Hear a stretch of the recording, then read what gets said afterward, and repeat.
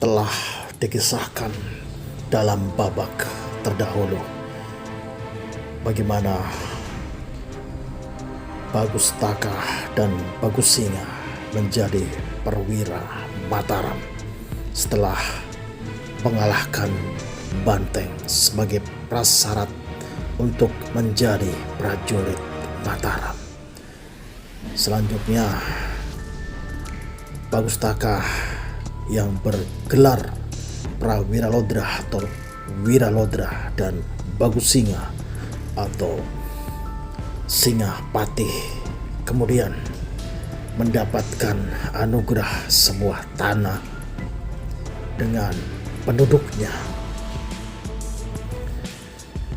Adapun konsep penguasaan tanah pada masa Mataram yaitu konsep tanah pajak dengan sistem lungguh.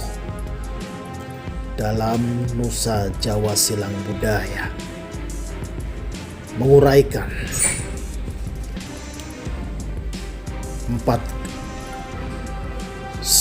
5 kali Bridgkop van Gogh mengunjungi Keraton Mataram antara tahun 1648 dan 1654. Dia memberikan deskripsi yang paling baik tentang daerah Jawa Tengah waktu itu. Tentang sistem pajak, dia menulis, untuk mengisi kasnya dari uang warganya, raja memungut pajak perorangan dari semua keluarga yang terdaftar di seantero negeri, sebagaimana dihitung dan dibagi-bagi antara para penguasa lokal, masing-masing 1 real. Mereka yang tidak mempunyai mata uang harus menyerahkan 10 takar padi.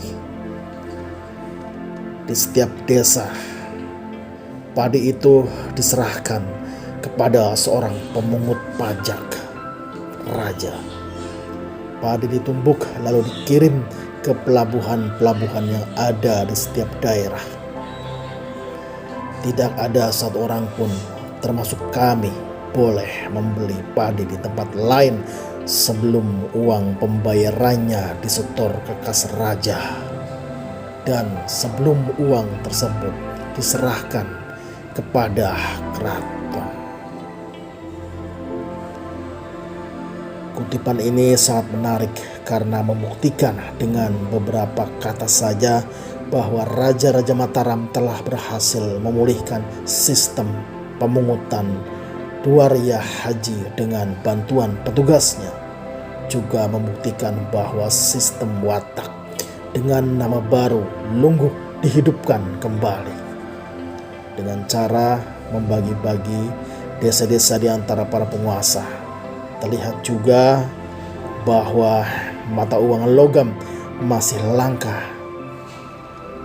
dan para sunan dengan cerdik telah merekayasa suatu sistem supaya uang logam dari luar Jawa akhirnya mengalir ke kas mereka.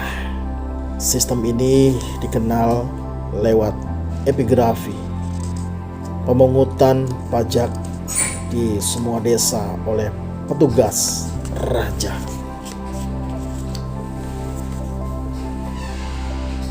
Berdasarkan kutipan di atas, tanah yang diberikan oleh Raja Mataram kepada bawahannya termasuk Bagustaka dan Bagusinga tidak hanya dipakai untuk pertanian.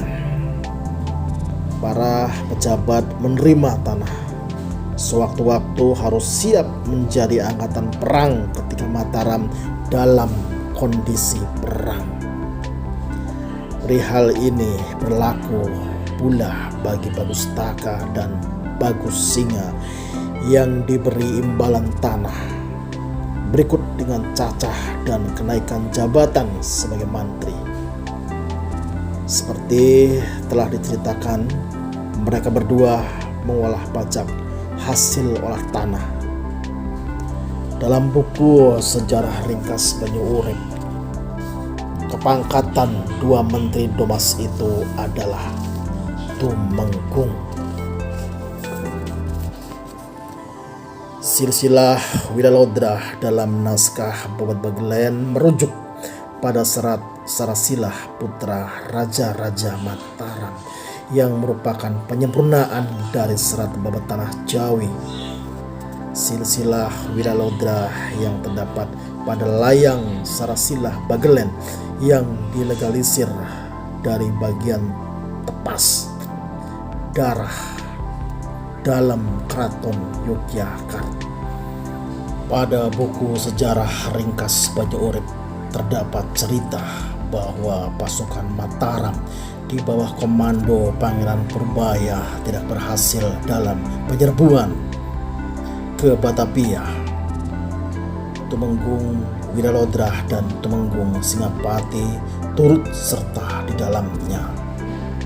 Usai kalah perang, beberapa pasukan Mataram tidak kembali pulang untuk menghadap Susuhunan Mataram Sultan Agung. Salah satunya adalah Wiralodra. Wiralodra memutuskan berpisah dengan adiknya Wirapati. Wiralodra hendak berdagang ke Batavia, lalu mengganti gelarnya menjadi Ki Singalodra. Jadi Singalodra di sini menjadi nama gelar lain dari Wiralodra sendiri. Keterangan ini juga tercatat dalam Sarasilah Bagelen yang menyebut nama Raden Bagus Singalodra dan Raden Bagus Singapati. Singapati melahirkan keturunan para Tumenggung di desa Andong Bagelen, Wangsa Negaran, sementara Singalodra atau Wiralodra tidak menyebutkan anak keturunannya. Dalam catatan keturunan Banyu Urip terdapat keterangan Bagustaka alias Tumenggung Wiralodra menetap di Indramayu dengan nama Ki Singalodra. Lalu bagaimanakah kisah selanjutnya para pendengar setia roman sejarah? Kita akan bahasnya perjalanan Wiralodra selanjutnya sehingga dia kelak menjadi seorang pemimpin, seorang adipati di wilayah Indramayu. Terima kasih sudah menjadi pendengar setia mendengarkan kisah ini sampai selesai.